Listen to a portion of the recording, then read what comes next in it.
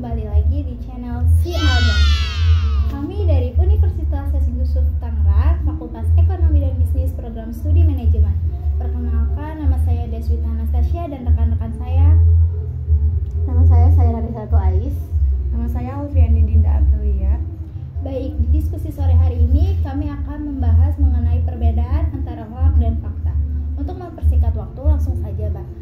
Menurut Abah, bagaimana cara membedakan hoax dan fakta di literasi digital ini? Dan kemampuan literasi digital. Bagaimana cara mencegah penyebaran hoax gitu? Kalau dari saya, apa sih Bang peran pemerintah untuk mengatasi berita hoax yang sekarang tuh udah banyak banget beredar di entah di offline atau di dunia online juga? Oke, baik, pertanyaan-pertanyaan yang sangat relate dengan kondisi sekarang ya. Kondisi di mana penggunaan informasi digital sudah sangat luas dan setiap saat, setiap detik kita bisa membaca itu di berbagai platform, terutama media sosial ya, baik di WhatsApp maupun di YouTube maupun di medsos yang lain. Sebelum kita bahas lebih lanjut, menurut kamu apa sih itu hoax? Hoax itu berita yang mungkin kebanyakan sengaja diberitakan, tapi sumbernya nggak terpercaya. Bahkan orang-orang yang baca itu tuh nggak tahu itu asalnya dari mana, tapi udah mempercayain berita tersebut gitu sih, Bang. Oke, fakta apa? Fakta itu kejadian yang benar-benar ada, berita informasinya valid. Berarti apa bedanya hoax dan fakta? Suatu omongan yang sesuai fakta, tapi kayak kalau untuk hoax tuh kayak ada duplikat, kayak Hoax itu belum tentu ada kebenarannya, jadi kayak cuma dari mulut ke mulut, katanya bisa seperti itu. jadi Kalau di fakta itu emang udah valid, udah ada sumber terpercaya ya. Itu udah tahu, ngapain lagi saya ditanya? Kan udah tahu. Ya, Dinda, kan udah tahu buat apa lagi berarti kan? saya mau bertanya cara mencegah hoax itu seperti apa? Cara mencegahnya jangan buka HP udah. Kalau beritanya offline gimana, Bang? Iya, Nah, kan itu kalau ada beritanya juga- dari mulut ke mulut, offline gimana, secara Bang? ada aja ibu-ibu Iya. yang Bener banget. tetangga- Yang nggak mau, tetangga yang nggak suka sama satu orang gitu. Jadi ngehas ngasih, orang. yes, betul. Sesuatu itu ya. benar-benar Hoax itu adalah sesuatu berita ya. Berita yang kadang-kadang nggak tahu sumbernya dari mana. Nggak ketahuan. Biasanya dari si A menurut katanya dari si B katanya dari si C katanya dari si D. Terus saja muter. Ntar balik lagi ke si A. Muter lagi begitu. Sebenarnya hoax itu juga sesuatu yang ada, sesuatu yang memang sebenarnya ada, ya. Tapi dia dibesar-besarkan, ditambah-tambahin sehingga kedengarannya menjadi sesuatu yang luar biasa gitu. Padahal beritanya sebenarnya berita yang sederhana saja. Ya, katakanlah misalnya Deswita lagi ngobrol sama temennya cowok gitu kan. Kebetulan saya ngeliat ya, saya nggak suka sama Deswita gitu. Saya senang sama si cowok itu gitu. Lalu kemudian disebarkan ke si Dinda. Dia bilang, waduh tadi si Deswita sama si B lagi berdua-duaan, asik banget kayaknya ngomongnya mesra. Padahal kamu ngobrol biasa. Cuman karena kamu suka sama si laki itu dan nggak suka sama Deswita, kamu lebih ke, padahal kan enggak gitu. Kebetulan ketemu sama Dinda sama juga lagi orang gitu ya, suka ngegosip juga. Dia sampaikan lagi kepada teman yang lain, tambahin lagi. Ya itu berdua tuh kayaknya mesra banget, tambahin lagi terus sampai akhir terjadilah suatu berita yang kelihatannya sangat bombastis, kelihatannya mencemarkan nama baik kedua orang itu. Ya si Deswita namanya jadi coreng, si lelaki juga namanya jadi coreng, padahal kan mereka cuma ngobrol biasa, gitu loh. Jadi dari sini kita bisa ambil kesimpulan bahwa hoax itu adalah sesuatu yang sebenarnya memang ada, tapi dibesar-besarkan, gitu loh. Digede-gedein, ditubuh-bubuhin, istilahnya sekarang apa tadi, digoreng ya. Betul. Digoreng kalau pisang rai gitu, makin lama makin ngembang kan, kayak kerupuk digoreng kan makin gede. Iya kan. Ya, jadi sesuatu yang memang dibesar-besarkan. Sementara kalau fakta itu apa adanya. Fakta itu faktual. Fact artinya memang kejadiannya hanya seperti itu, tidak ada bumbu-bumbu, tidak ada gorengan-gorengan, tidak ada sesuatu yang menambah-nambah gitu. Lalu itu dari kejadiannya, yang satu sebenarnya ada tapi dibesarkan, yang satu lagi memang benar ada tapi tidak dibumbui, tidak dibesar-besarkan apa adanya. Tuh, dari segi beritanya. Oke, terus kemudian dari segi sumbernya yang tadi kita sebutkan. Kalau hoax itu sumbernya nggak ketahuan, katanya terus sambung menyambung menjadi satu gitu ya. Nah, tapi bukan Indonesia itulah hoax gitu ya. Nyambung menyambung gitu. Sementara kalau fakta ya jelas sumbernya siapa, Saira, bisa dipertanggungjawabkan, ada orangnya, dan barangkali Saira juga bikin dokumentasi berupa foto gitu, hanya ngobrol biasa, dan itu pun di tempat yang katakanlah memang tempat umum di mana banyak mahasiswa lain yang ngelihat berseliweran mondar mandir. Jadi bukan, kalau hoax kan bisa aja dia berdua ngobrol di tempat sunyi sepi berdua-duaan gitu kan, tambah-tambahin. Sementara kalau saya fakta berarti ada fotonya, ya memang di sekelilingnya banyak kelihatan orang lagi ini mondar mandir, di belakangnya ada teman yang lagi ngobrol juga. Biasanya kan ngobrol di mana sih? Di tangga ya, tangga senja ya. Iya, ngobrol di tangga. Itu kan tangga kan berarti di atas juga banyak orang lain lagi gitu. Itu berarti dari sumbernya fakta bisa dilacak, hoax tidak bisa dilacak. Oke, terus dari apa lagi biasanya? Dari tujuannya. Betul. Hoax itu tujuannya dari sebelum tujuan ini dulu deh, dasarnya. Dasar berita kalau hoax itu biasanya bertujuan atau dasarnya adalah rasa tidak senang atau rasa ingin menyebar fitnah gitu, atau bisa ingin menjatuhkan. Jadi ingin membuat orang lain jadi malu gitu. Dijauhin, jadi menyamarkan kebenaran. Ya kan, menyamarkan kebenaran. Seolah-olah itu benar. Sementara kalau fakta memberitakan aja. Hanya memberikan informasi gitu. Jadi dari situnya tujuannya, berarti kita lihat tujuannya. Berarti karena didasarkan pada suatu hal yang tidak senang, rasa cemburu, rasa marah, rasa apa, berarti tujuannya adalah untuk menjatuhkan, bisa juga untuk mencemarkan nama baik orang, bisa ya kan, membuat gaduh, bisa terus membuat suatu pemberitaan yang katakanlah menghebohkan, bisa gitu ya. Jadi dengan demikian sifatnya berarti sekarang. Berarti kalau gitu kita bisa lihat hoax itu sifatnya adalah menyebarluaskan sesuatu yang negatif, ya kan? Terus kemudian kalau fakta adalah menyebarluaskan berita apa adanya, dan bisa juga negatif kalau memang ternyata seperti itu negatif ya. Kalau memang faktanya negatif ya jadi negatif, tapi kalau faktanya positif dia tidak berubah, tetap positif gitu. Sementara kalau hoax itu yang positif pun bisa berubah jadi negatif, karena memang tujuannya beda gitu ya. Berarti kita lihat lagi dari sudut orang yang kena pemberitaan ya, kita dalam hal ini. Kira-kira kamu kalau diberitain sama saya seperti itu, kalau hoax, reaksi kamu gimana kalau hoax? Kesel, Pak. Kesel, terus kamu datengin? Pasti. Ya, datengin terus diapain, Saira?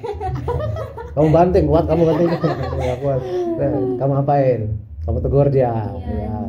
Kenapa ngomongin kayak gitu? Ada buktinya enggak? Oke, terus kalau misalnya fakta, kan tadi itu adalah hoax. Ya.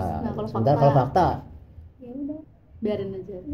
Biarin aja emang kenyataannya begitu ya kan, emang iya kan gitu kan. Apa yang harus ditegur juga ya, apa yang ditegur selagi dia benar, Mbak. Nah, sebagai pihak yang menerima berita itu, nah sekarang Dinda menerima berita yang kamu sendiri nggak tahu kan, karena yang menyampaikan kan saya, bukan kamu. Kamu hanya menerima berita dari dia. Nah, apa pendapat kamu untuk bisa membedakan itu fakta atau hoax? Menurut saya ya, karena kan kalau misalnya kita tuh kayak dikucilkan, kayak diomongin gitu kan, kita tahu karena perubahan sikapnya. Nah, emang beberapa hari ini emang ada ya kayak gitu, tapi kita diem aja sampai dia duluan yang negur saya, lu maksud lu gimana kayak gini. Misalnya kayak aku kayak dikucilkan nih, kita diemin aja sampai orang itu kayak, kok lu dijauhin sama mereka semua, kok lu nggak nyadar sih?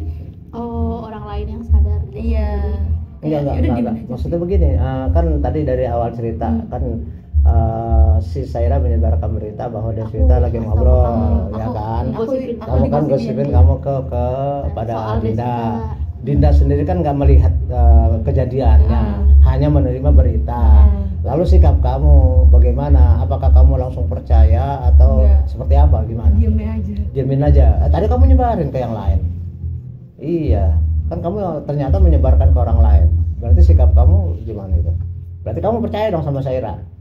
Kenapa kamu dasar percaya sama Saira? Bukan percaya sih, kayak yaudah ya aja daripada ribet kan. Tapi nyatanya kan kamu nyebarin lagi ke orang kan? Enggak.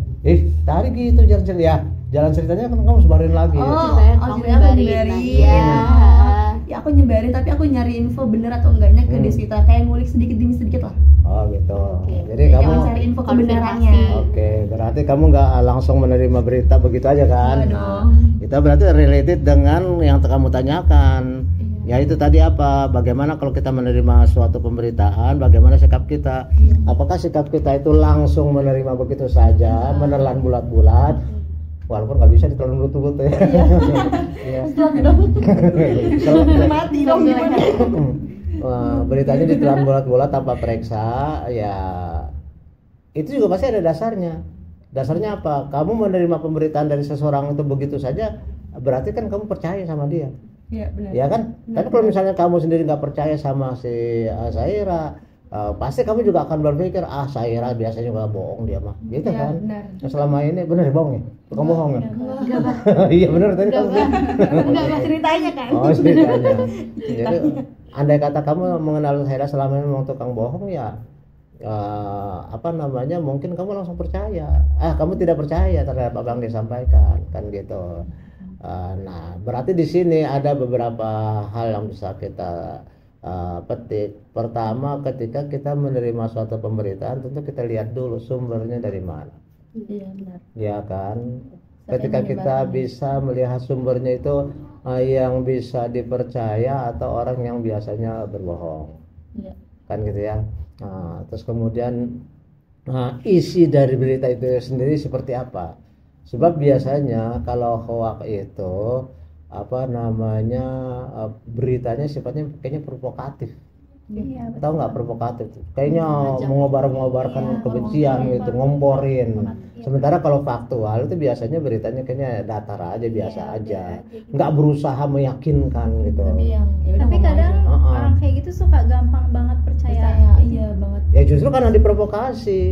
Justru hoax itu karena diprovokasi beritanya. Biasanya kalau dalam bentuk tulisan dia banyak tanda serunya tuh. Kita banyak gitu. Misalnya apa ya, katakanlah misalnya segera sebar sebelum dihapus gitu, ya kan, berita penting gitu kan, berita very limited edition gitu loh, cuma kita yang tahu gitu ya.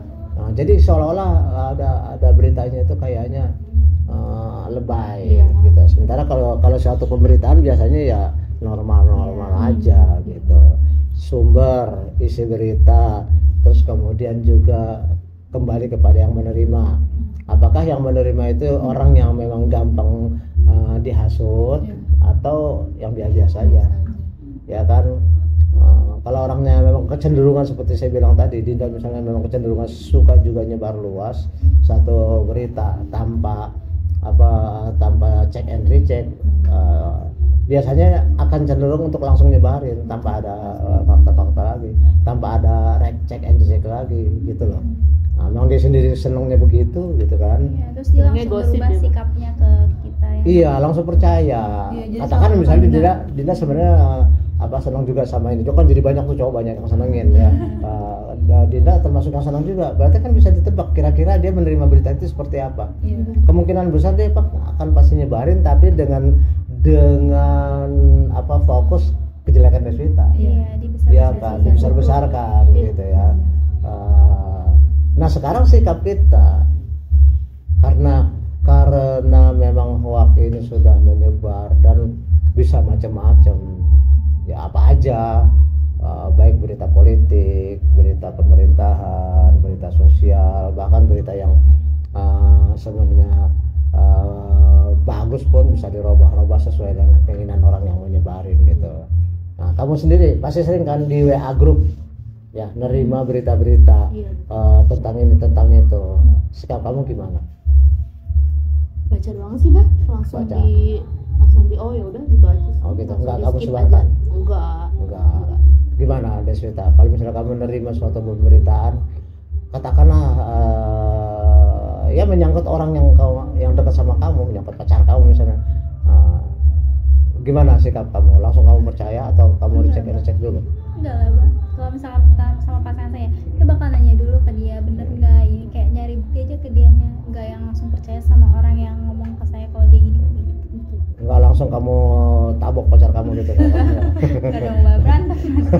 Langsung putus tuh. langsung kamu jambak gitu ya? Oh, enggak kan, langsung cek dulu. Kayaknya Dinda yang selalu langsung marah nih. Dinda gimana? Nerima berita begitu gimana? Cari bukti. Cari buktinya bagaimana? Ya nanya, kalau dia nggak jujur kita cari dari sosial media. Taunya dia nggak jujur gimana? Pasti dia gugup. Oh gugup. Iya, kalau cowok bohong tuh pasti, kalau nggak seseorang bohong tuh pasti kayak nyari alasan, gugup dan Yakin. balasnya lama kayak. Kalau cowok dia udah profesional gimana? Tetap aja pak ketahuan nanti. Iya, Pasti, yakin. Iya, Kak, yakin Oh. sih. Tahu dong kalau Abah bohong sama kamu. Tahu lah. Cuman nggak tahu ya. Apa mau dibohongin itu ya? Iya benar. Iya. Jadi memang banyak sekali ya.